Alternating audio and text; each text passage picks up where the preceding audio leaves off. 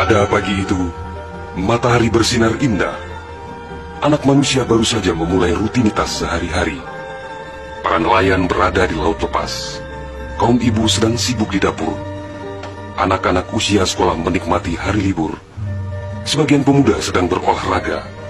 Sebagian lagi bersiap-siap menuju pantai untuk rekreasi. Para buruh bangunan sedang bekerja. Suasana pasar hiruk-pikuk dengan berbagai transaksi. Burung-burung baru saja meninggalkan sarang.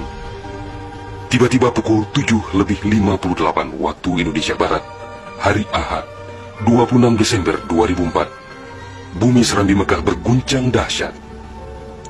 Guncangan gempa pada 8,9 skala Richter itu berlangsung puluhan menit tanpa henti. Bumi bergerak ke bawah dan ke atas, ke kiri dan ke kanan, berayun-ayun terus-menerus. Orang-orang berlari keluar rumah, berkumpul di jalan-jalan dan lapangan terbuka. Mereka seperti berada dalam tampi. Kepala terasa pusing, sehingga banyak yang terjerembab ke bumi. Suara azan Allahu Akbar berkumandang dari menara-menara masjid dan menasa. Suara zikir pun membahana di mana-mana. Jutaan mulut manusia melafazkan asma Allah dan Rasulullah secara terus-menerus. La ilaha illallah, Muhammad Rasulullah.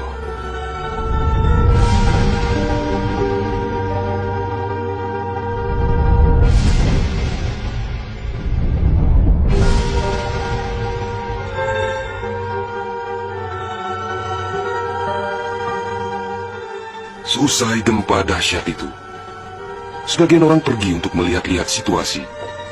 Karena terbetik kabar bahwa di tempat tertentu ada bangunan yang rubuh, ada tanah yang terbelah, dan ada pula rumah yang ditelan bumi.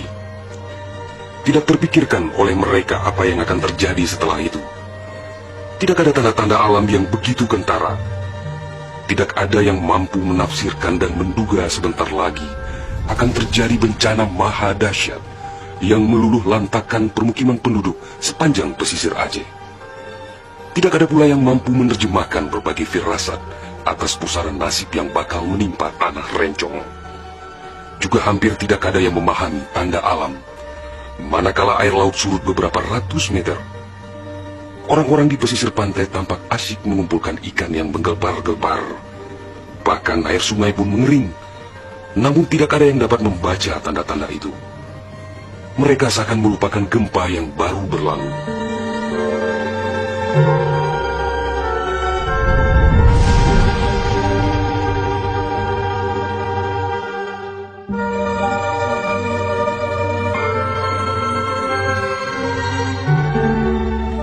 Di berbagai tempat, orang-orang sibuk memperbincangkan gempa sangat dahsyat itu yang belum pernah mereka alami. Namun tak lama kemudian orang-orang mendengar bunyi dentuman sangat keras, disusul suara gemuruh dari arah laut.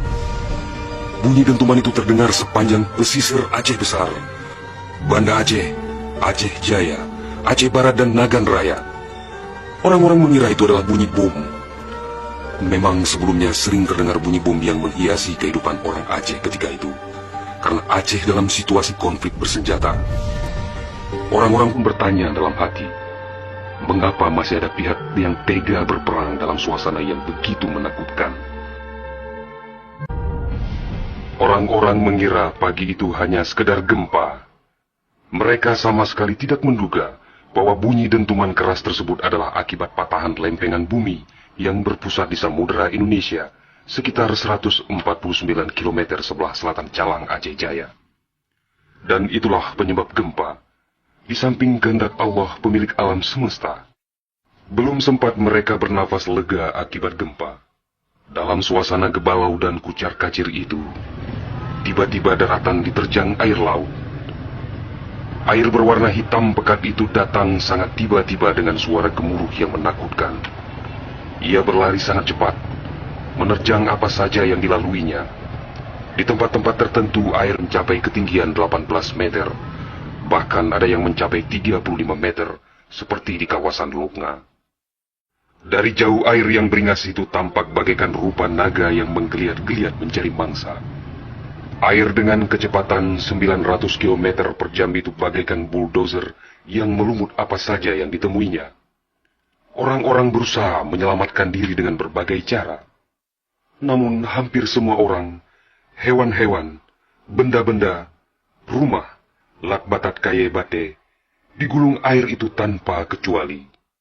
Semua wilayah yang dilaluinya pun hancur berkeping-keping. Air laut yang datang menyamai kecepatan pesawat terbang itu, ternyata namanya tsunami. Kekuatannya memang luar biasa. Kapal apung PLN yang diparkir di perairan Ulelu, Banda Aceh, digelandang tsunami sampai 3 km ke darat. Kapal itu sekarang menjadi objek wisata tsunami. Demikian juga kapal angkut Sendalas milik PT SAI, diseretnya ke atas badan jalan negara Banda Aceh melabuh di Lokna. Kapal-kapal nelayan ukuran besar yang diparkir pelabuhan ikan di Lampulo, Banda Aceh, banyak yang terdampar ke pusat kota.